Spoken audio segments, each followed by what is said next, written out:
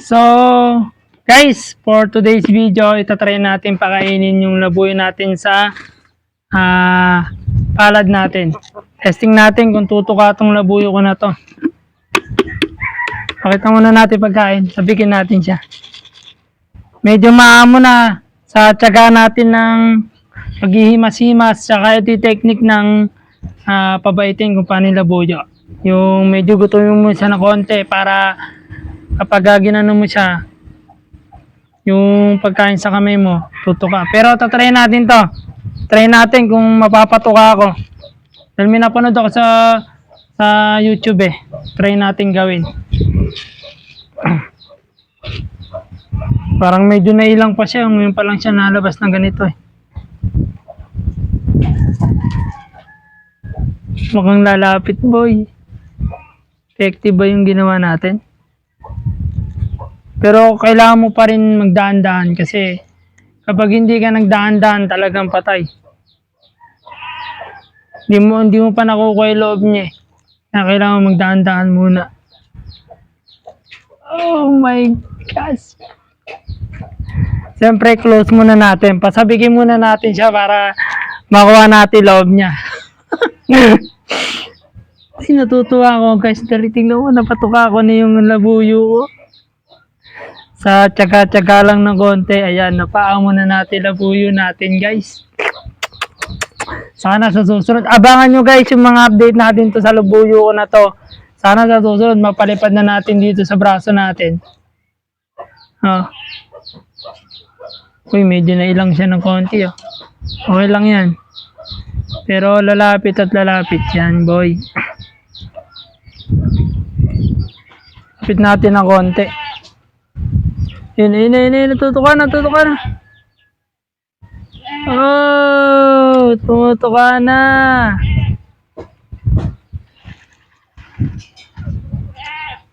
Oy, nice. Diba pag yung ibang labuyo guys, kapag ganito, nakita agad yung kamay mong gumalaw, lilipad agad. Pero yung labuyo ko, tingnan mo guys. Tsaga-tsaga lang talaga sa labuyo, mga ka-target. Yung mga nauna ko pang labuyo, pangalawang labuyo ko na to eh. Yung mga nauna kong labuyo, ganito din. Kumakain din to sa palad ko. Ito nga, sinubukan ko yung technique ko nun. Effective pa hanggang ngayon. Tapos nanood din ako sa YouTube, siyempre, kung paano yung technique. Yung technique ko pala, naging same lang din ang nagturo dun sa YouTube.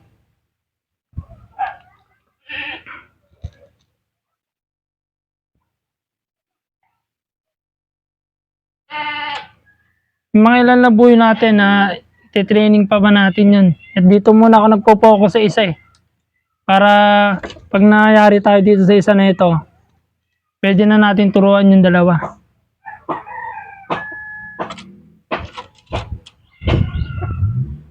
So papangalanan ko na rin pala to, si Bangis to. Kasi bagong dating pa lang dito, napakabangis agad. Kinatsaw niya na agad yung kararating din na inahin natin. So guys, ganun lang. Napatuka natin siya, di ba? Napakalupit ng ginawa natin dito ngayon.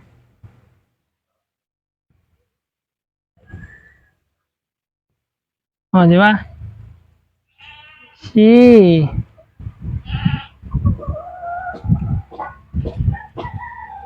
Tapos bukas ulit ng maga, tatry ulit natin kung ganito pa rin siya. Pero maganda na yan. Ayan, nakaramdam na siya ng busog, kaya medyo milang na siya ng konti. Yung dalawa na yun, sineset up ko na rin yun sa training natin na mapaamo. Pero ang labuyo talaga, mabilis lang din silang manumbalik sa ilap nila, kaya kailangan lagi natin silang hinahawakan at nilalambing-lambing ba. Kung wala ka nilalambing, ito na lang lambingin mo.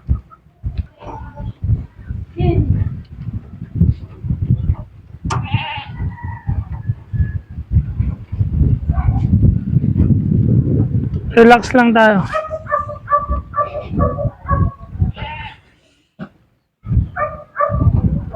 Astig! Ano mga ka-target? Ito nilabuyo natin. Nakatungtong na sa ating kamay ngayon, no? Pero nakakapit pa rin ako dito sa ano, sa tali. Malay mo, libaran tayo nito. Yan, si Bangis. Ay!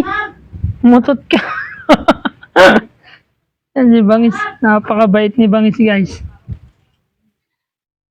Uy, bumaba ka na sa kamay ko. Yan. Yan, tagumpay ang ating training ngayon.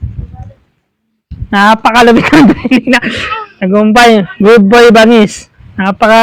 Nabiyag mo ang ating mga viewers. Ha? Bangis?